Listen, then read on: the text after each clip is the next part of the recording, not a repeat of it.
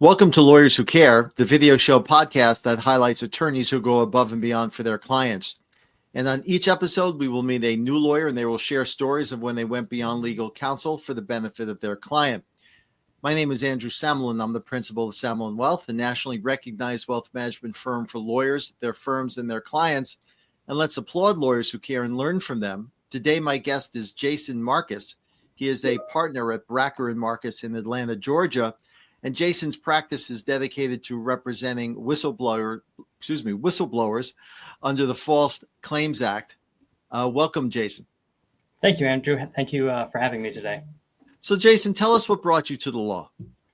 Well, it's a short answer, which is like many, scores of young men with Jewish mothers. We were told early on that law was a good area to practice, and I think I just kind of my whole life thought I was going to be a lawyer, and it worked out great. I'm one of the lucky few who really loves what they do. I fell into a practice that is kind of a perfect fit for me, which I think is rare for lawyers, and gives me opportunities to care, which I think is one of my values that I really like practicing.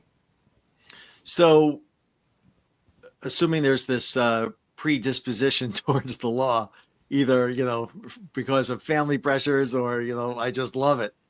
How did you boil all of the practice areas down into the one that you're practicing now? That's a great question. And I came out of law school, I think, not really understanding what it meant to be a lawyer. I think a lot of people, you see what's on TV, you expect trial lawyers, or you expect maybe, research and writing, and you sort of forget all of the different areas that there are. And I was very fortunate. I knew I wanted to be a litigator. I'm competitive, but I wanted to care, right? I wanted to have clients that I actually care about, with stories that I care about. So what I do is I represent whistleblowers under the False Claims Act. These are people who are reporting fraud that's being committed against the government. And a lot of the times they've been retaliated against for internally reporting that fraud. And it was really, I kind of picked it up and really enjoyed it right away. You go to parties and you tell people you're a lawyer, and they want to judge you, right? And when you tell them, well, this is what I do, I'm always the good guy. I'm always representing good people. I'm representing the taxpayers against frauds. And it, like I said, it really fits with my values. And I think it's just a wonderful area to practice in. And is it strictly whistleblowers against the government, or are there cases in the private sector? Most of these cases are going to be against the government. There are whistleblower statutes that give us standing to essentially recover money for the government, and then we get a percentage of the money, like a finder's fee. There are some states, California, Illinois, that have private insurance statutes, but for the most part, it's either fraud against, for example, Medicare, Medicaid is a big part of what we do, PPP fraud from the COVID crisis, defense contractor fraud, things like that. And then there's IRS, SEC fraud statutes as well. What did folks do before the False Claims Act was enacted? When was that enacted?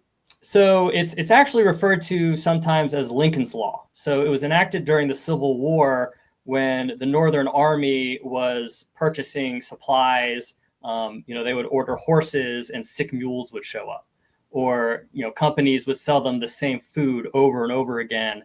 And Congress and Abraham Lincoln realized, like, this is important, and we're in the middle of a war. We can't track these things. We need whistleblowers. We need people on the inside to tell us that this is happening. And so they passed the original statute in the 1860s, and it wasn't used too much for a long time until Ronald Reagan amended it and his Congress in the 80s, 86, I think. That kind of broadened it, made it more favorable to whistleblowers, increased the rewards, and it's kind of been, it's piece by piece. It started really as a defense contractor statute, but 90% of what we do is healthcare fraud. A lot of Medicare and Medicaid, and people have added new areas. Customs fraud is currently a hot topic, and so it's really been taken off over the last 20 years or so. What does the math look like? I'm sorry? What does the math look like on one of these cases?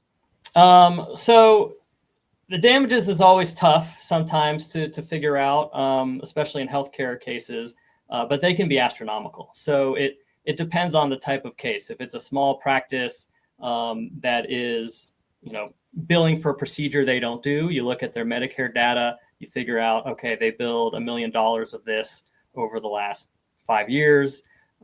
Under the statute, your damages are trebled. So very quickly, that $1 million can become $3 million. There's also penalties per claim that are just for inflation. I think it's between $12,000 and $26,000 per claim right now. So it's really a sledgehammer for the government. It's the government's number one tool in recovering fraudulently obtained funds. And the idea is that they want you to settle, but if you go to court, you better be sure that you're going to win. And then for the whistleblowers, what we call relators, we receive a percentage of that. If the government takes the case and settles the case, we get 15 to 25%. And if we take the case, we have the right to take the case forward without the government, and we would get 25 to 30% of whatever we recover. Has the volume gone up, or is volume going down? Are people walking the straight and narrow, or is there's just still an even more fraud out there? I mean, you hear fraud in the Medicare system all the time, particularly, recently. Is there much there? Is it a media hype or something in between? I've far more than I could handle. It's endless. There's always going to be people committing fraud. There's always going to be new and creative frauds. There's going to be a new product that comes out and somebody figures out, oh, there's a way to take advantage of this. And so, every couple of years, there's a hot issue that somebody has come up with. Years ago, it was durable medical equipment. People were getting braces and things in the mail that they didn't need. A couple of years after that, everybody was getting genetic testing. A couple of years after that, it's wound care products. So it's just, whenever something new comes into the market, some people naturally find ways to, take advantage of that. And then, like I said, our practice was 90% healthcare for a long time. And then the CARES Act came out, PPP, this is the Paycheck Protection Program. And it has, I think the last numbers, it's basically doubled the number of cases that have been filed around the country because so many people took advantage of these programs. Yeah. Yeah. I mean, that program was a blessing for so many, but how much of that is media hype on the PPP side, or is there just an awful lot of it of misuse and misapplication? And yeah, it's an awful lot. I don't think it's hype at all. Not with that program. And every report seemed to get a bigger number. I forget where they landed. Something like, it was well over $1 billion they felt like they gave out in fraud. And every week, I'm going to say there's 2 or 3 settlements that come out of these cases. So I do think that one is legitimate. So Jason, before we wrap up, if you could leave our listeners with one takeaway with regard to your practice or you, what would that be? I think, and the reason I really appreciated the call to come on this podcast is whistleblowers are often in a fragile place. It's, like I said, they've often reported internally. It's a special type of person who sees something and questions it and brings it to somebody's attention, and then they just don't let go, right? Somebody tells them, oh, don't worry about it. This is totally fine. And they want to do something. They want to do what's right, and they need a lawyer who understands them. There's really 2 ways to practice this kind of law, and really all kinds of law. There's the lawyers who are going to see you as, hey, I can make money off of this. And then there's lawyers who are going to say, oh, this person needs help. And not just for the False Claims Act, but I think for whatever kind of lawyer somebody's looking for, if you talk to them and you don't connect personally and feel that there's some empathy there, and that they're there to represent you, then I would suggest finding another lawyer. So I've watched these podcasts. I think the lawyers you talk to are really outstanding lawyers, and I think is an underappreciated value. And so I appreciate you highlighting that, Andrew. My pleasure. Well, again, thanks to my guest, Jason Marcus of Bracker and Marcus. Jason, can you provide our audience with your contact information? Sure. Our website is FCA Counsel. That's False Claims Act, COUNSEL.com. You can reach me at my personal address is Jason at FCA Counsel. And our phone number is 770-988-5035. We are based in Atlanta, but we practice in federal court nationwide. Gotcha. This has been the Lawyers Who Care video show podcast that highlights attorneys who go above and beyond for their clients. Jason's a perfect example of that. And if you're an attorney or know one who does go above and beyond, feel free to reach out to us, 914-666-6600, 914-666-6600. Jason, thank you so much for joining us today. Thank you.